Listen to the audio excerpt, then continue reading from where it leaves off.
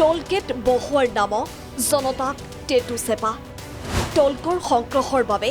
কেন্দ্ৰ ৰাজ্য চৰকাৰে যধে মধে বহুৱাইছে টোলগেট এফালে জনতাৰ মূৰত ৰামটাঙোন আনফালে মৃত্যুদূতৰূপী টিয়কৰ ৰাষ্ট্ৰীয় ঘাইপথত স্থাপন টোলগেট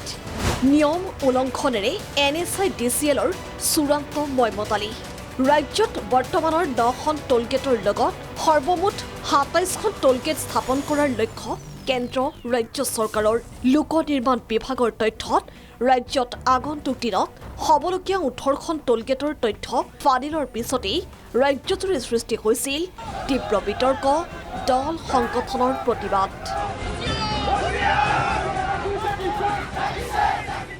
এটাৰ পিছত আন এটা জনবিৰোধী নীতি গ্ৰহণেৰে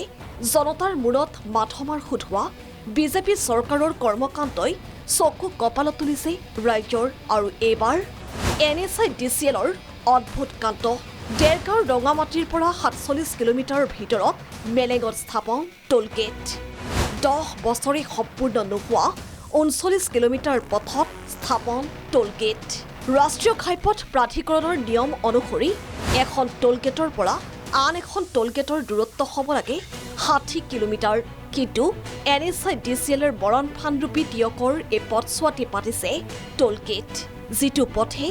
বছৰ বছৰ ধৰি উজনি মোৱা ৰাইজক জমৰ যন্ত্ৰণা ভোগাইছে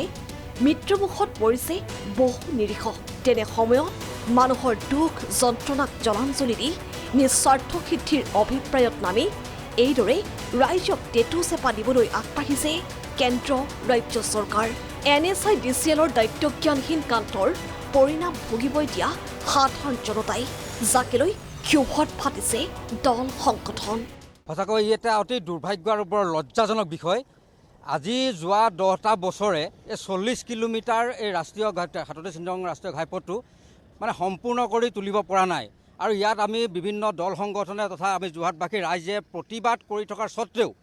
এই 40 কিলোমিটাৰ পথ আজি যোৱা 10টা বছৰে পৰা 10 বছৰে আজিলৈকে মেৰামতি কৰি দিব পৰা নাই বা সম্পূৰ্ণ কৰিব পৰা নাই তেনেস্থলত মানে ভাৰত চৰকাৰে কি কৈছে এই 37 নং ৰাষ্ট্ৰীয় ঘাইপথটোত এখন এই মেলেং যোৰহাটৰ মেলেঙত এখন টোলগেট নিৰ্মাণ কৰিবলৈ লৈছে যিখন নেকি টোলগেট সম্পূৰ্ণ অবৈধ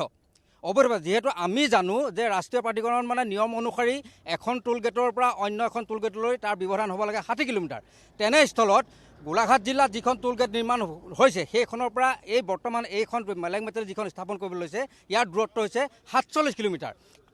গতিকেলৈ এই টোলগেটখন সম্পূৰ্ণ অবৈধটো এখন টোলগেট আজি চৰকাৰখনে গুৰুত্ব দিব লাগিছিলে এই 40 কিলোমিটাৰ পথ কেনেকৈ আমি সোনকালে সম্পূৰ্ণ কৰিব পাৰোঁ সেইটো গুৰুত্ব নিদি তেওঁলোকে কি কৰিছে জনসাধাৰণক লুণ্ঠনৰ স্বাৰ্থত মানে সম্পূৰ্ণ অবৈধভাৱে এখন টোলগেট এই মেলেঙত স্থাপন কৰিবলৈ লৈছে গতিকে আমি বীৰ আছিত সেনা অসমে ইয়াক আমি তীব্ৰ বিৰোধিতা কৰিছোঁ টিয়কৰ 37 নম্বৰ ৰাষ্ট্ৰীয় ঘাইপথ মেৰামতিৰ নামত আবণ্টিত ধন একাংশ ঠিকাদাৰে হৰাট কৰি এতিয়া নিয়ম নীতি জলাঞ্জলি দি ৰাইজৰ মূৰত মাধমাৰ দিবলৈ সাজু হৈছে NSIDCL টিয়কৰ পৰা অমৃত দত্তৰ ৰিপৰ্ট প্ৰাগ নিউজ